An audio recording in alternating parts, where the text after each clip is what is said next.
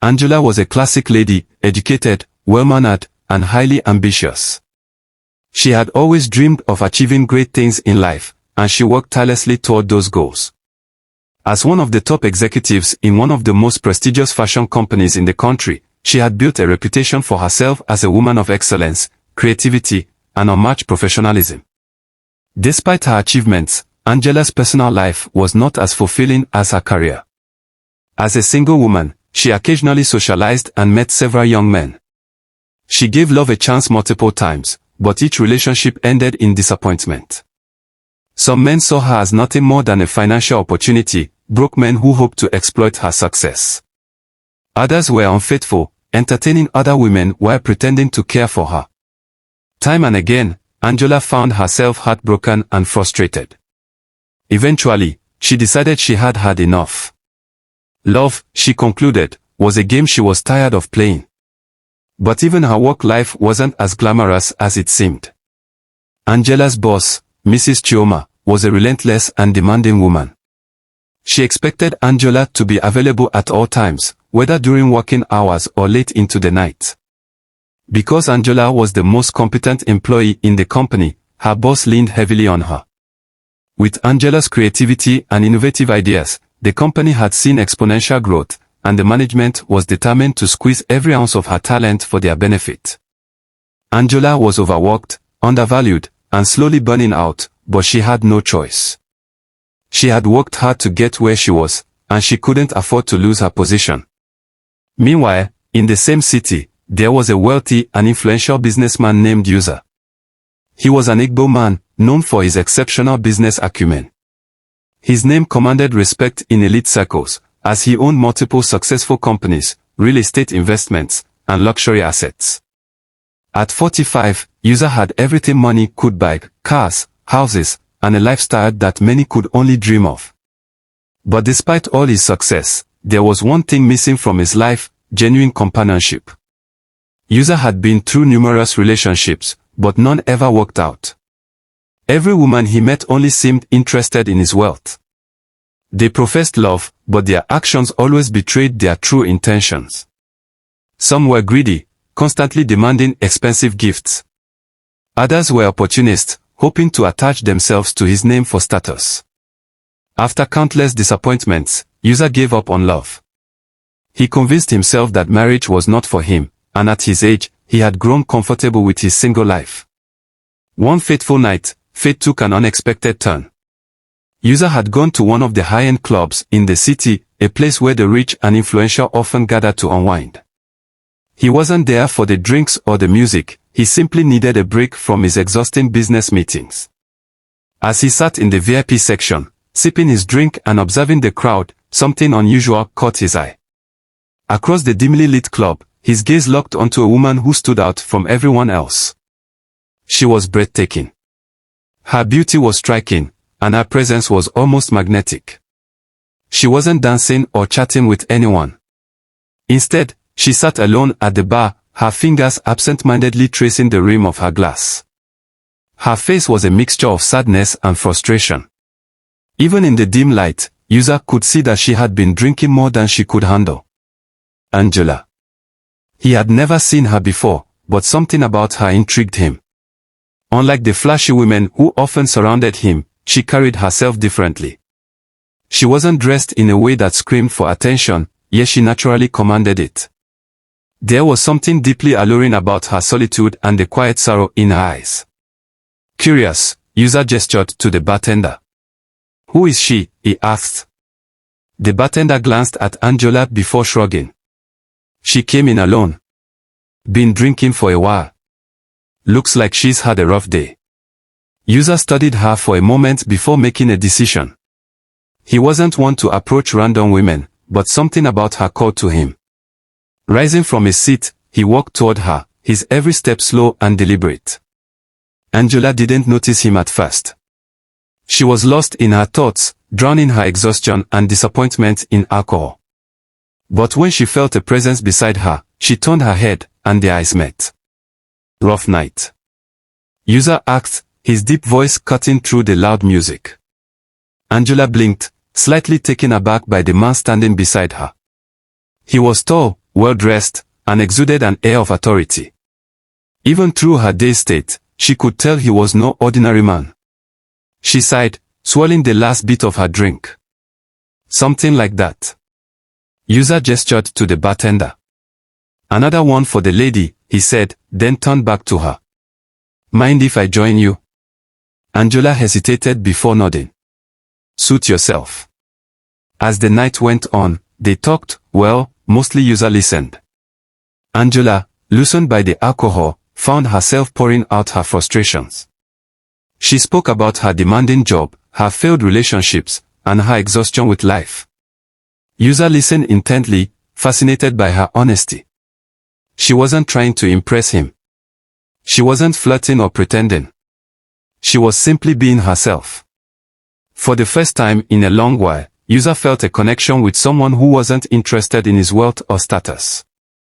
As the night deepened, Angela's drunken state worsened. She struggled to sit upright, and her words became slurred.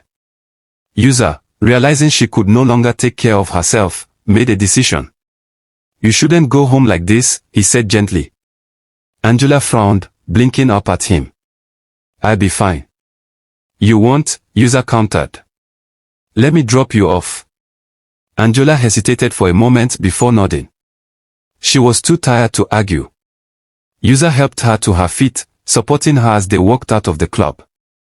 His driver was already waiting by the car. As they drove through the quiet streets, User stole glances at Angela. She had fallen asleep against the window, her face peaceful for the first time that night. He had met many women in his life, but something told him this one was different.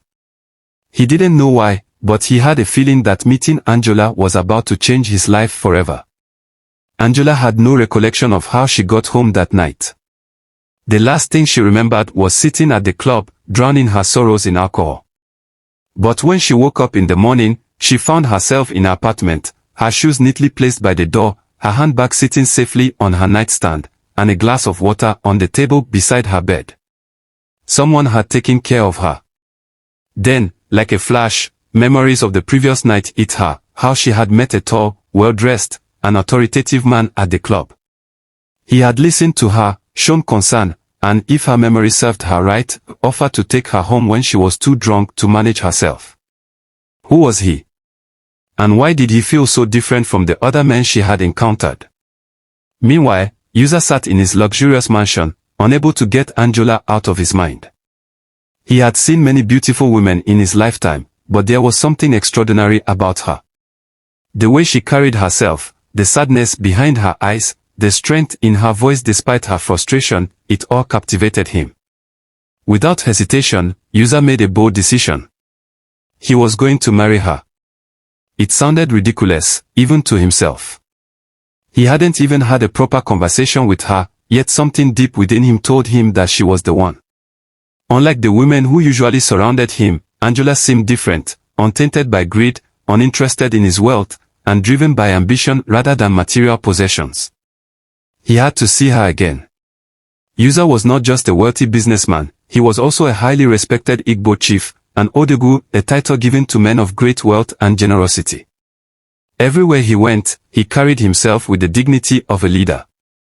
His traditional red cap sat firmly on his head, and his neck was adorned with thick coral beads, a symbol of power and prestige. His presence alone commanded attention. The next day, User made his way to Angela's workplace. He didn't want to appear too forward, so he decided to wait outside her office until she closed for the day. When Angela stepped out of the building, her mind was still occupied with work, unaware of the grand presence waiting for her. As she reached the sidewalk, she suddenly noticed him, standing tall beside a black luxury car, his traditional attire giving him an aura of royalty. Angela halted in her tracks, her heart skipping a beat. You, she said, surprised. User gave a small, confident smile. Yes, me. I had to see you again. Angela arched an eyebrow. Why? Because I believe you're the kind of woman a man like me has been searching for, he said boldly. Angela laughed. You don't even know me. I know enough. User took a step closer. I know you're strong. I know you're hardworking. I know you've been disappointed by love before, just like I have. And I know that I want to change that for you. Angela folded her arms, intrigued yet guarded. And what exactly do you want from me? Just your phone number, for a start, User replied smoothly. Angela hesitated. Despite his charm, she wasn't sure she was ready for another man in her life, not even a wealthy and respected one like User. I don't think that's a good idea, she said finally. User wasn't the type of man to be easily discouraged, but he also respected a woman's decision. He nodded, smiled, and said, I understand. But I am not a man who gives up easily. And true to his word, User was about to prove that persistence was a trait he carried with pride. If Angela thought refusing to give User her number would deter him, she was about to be proven wrong in the most dramatic way. User, being the influential businessman he was, did something unimaginable. He bought the entire building that housed Angela's company. Yes, he bought the office space. The next day, he arrived at the office in grand style. He wasn't alone, he came with an entourage of traditional drummers and flutists, all playing rhythmic Igbo melodies as they followed him into the building. Dressed in his full chieftain regalia, User danced his way into the company premises, surrounded by his hired entertainers. The sound of the drums and flutes filled the air, catching the attention of everyone in the office. Angela, her boss, and the receptionist rushed outside, alarmed by the commotion. What in the world is going on here? Angela's boss, Mrs. Chioma, demanded angrily. Then, to their shock, they saw him, the wealthy and influential ODOGWU, User. What is the meaning of this? Mrs. Chioma asked, glaring at him. User stopped dancing and looked directly at Angela. Then, with a charming smile, he said, I came for Miss Angela's phone number. Angela gasped. You did all this, just for my number? User nodded, completely unbothered by the scene he had created. Yes. Angela couldn't help but laugh. This man was unbelievable. Mrs. Chioma, however, was furious. Security. Get these people out of here, she shouted. But before the security guard could act, he hesitated, then turned to Mrs. Chioma and said, Ma. Mr. User is now the new landlord of this building. He bought the place yesterday. Silence. Complete silence. Angela's boss went pale, her mouth opening and closing like a fish. She had just ordered the owner of the entire building to be thrown out. Embarrassed beyond words, Mrs. Chioma hurried back into her office, leaving Angela standing there in shock. Angela turned back to User, still trying to process everything. He had bought the building just to get her attention. For the first time, she truly looked at him, not as a rich man, not as a persistent admirer, but as someone who had gone to great lengths to prove a point. She smiled, shaking her head in disbelief. All right, you win. Here's my number. User's face lit up. Thank you. Now, I'd like to take you to dinner. Angela hesitated again, but after everything that had just happened, how could she say no? That evening, Angela arrived at the luxurious restaurant User had chosen for their dinner. She had dressed in an elegant gown, her confidence radiating as she walked through the doors. User, waiting for her, stood the moment he saw her enter. His eyes widened as he took in her beauty. Ezen. Neoma. Obadiah, User began calling her beautiful Igbo names, each one meaning something special, good woman. Mother of all. Queen of my heart. Angela blushed, flattered by his words. No man had ever treated her with such admiration. As they sat down for dinner, User continued to treat her like a queen. He ordered the finest wine, ensured she had everything she wanted, and listened attentively as she spoke. For the first time in a long while, Angela felt seen, not as a successful career woman, not as someone men wanted to exploit, but as a woman who deserved to be loved. Angela should have been the happiest woman in the world. User, one of the wealthiest and most respected men in the city, had just confessed his love for her. And not only that, he wanted to marry her. Any other woman in her position would have jumped at the opportunity. A man like User could provide security, luxury, and a life of comfort. But despite all of that, Angela hesitated. At first, she was over the moon. The thought of being a wife to such a powerful man excited her. But as reality set in, doubts began creeping into her mind. Yusa was wealthy, but he wasn't the kind of man she had always dreamed of. He wasn't a fluent, polished speaker like the men she admired in her social circle. His Igbo accent was thick, his mannerisms were traditional, and he carried himself with the confidence of an ODOGWU, a man who embraced his roots without apology. Angela feared that one day, he would embarrass her in front of her high-class friends and colleagues. She imagined introducing him at a corporate event, only for him to speak in his deep, native accent, making her feel out of place. Despite the gifts, the expensive trips, and the way Yusa treated her like a queen, Angela couldn't bring herself to fully commit to him. Yusa, being an observant man, started noticing the signs. The distance. The cold responses. The lack of enthusiasm when he spoke about the future. At first, he brushed it off, thinking Angela was just overwhelmed by work. But as time went on, the truth became clearer. Angela wasn't ashamed of his wealth, but of him. Her friends soon noticed the cracks in their relationship. One evening, they confronted her. "Angela, why are you pushing Yusa away?" one of them asked. Angela sighed, looking at her reflection in the mirror. "You won't understand. He's not the kind of man I see myself with." Another friend raised an eyebrow. "Why?" "Because of his Igbo accent. Because he's not as polished as the men in your office." Angela remained silent. "You are making a big mistake," her friend warned. "A good man like Yusa doesn't come twice." But Angela was stubborn. She refused to lower her so-called standards. She convinced herself that she deserved someone more refined, someone more like her. Even as Yusa continued to shower her with love, her heart remained closed. One evening, Yusa decided to pay Angela a surprise visit at her apartment. He had just purchased an expensive diamond bracelet for her, hoping to rekindle the love they once shared. But when he arrived, Angela was nowhere to be found. Instead, he met someone else, Tamara, Angela's younger sister. Tamara had come home from school for the holidays, and unlike Angela, she was warm, humble, and respectful. She greeted Yusa with a bright smile, offered him a seat, and served him a glass of juice. Yusa sat there, studying her. She was beautiful, just like Angela. But there was something different about her. She was not arrogant. She was not dismissive. She carried herself with grace but without pretense. For the first time, Yusa felt something unexpected, a spark. That night, as he left Angela's apartment, something shifted inside him. Had he been chasing the wrong woman all along? Days passed, and Yusa found himself thinking less about Angela and more about Tamara. Unlike Angela, Tamara showed genuine interest in him. She asked about his work, his traditions, and his culture. She listened when he spoke. She laughed at his jokes. She admired his values. And slowly, a new bond began to form.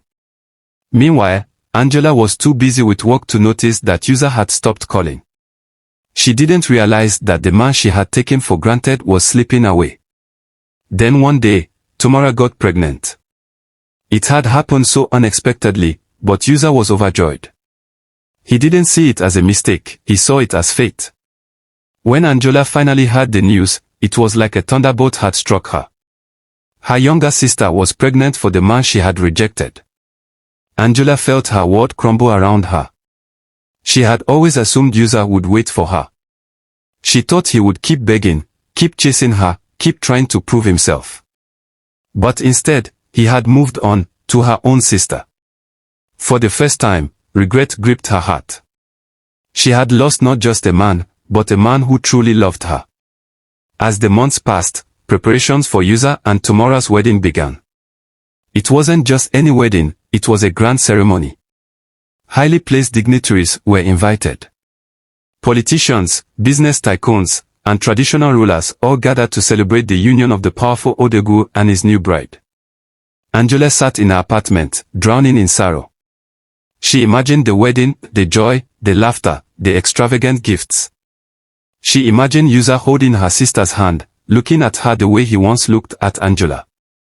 And for the first time in her life, Angela felt true pain. She had spent her life chasing after perfection, only to end up alone. She had let her pride and arrogance rob her of happiness. And now, she had lost everything.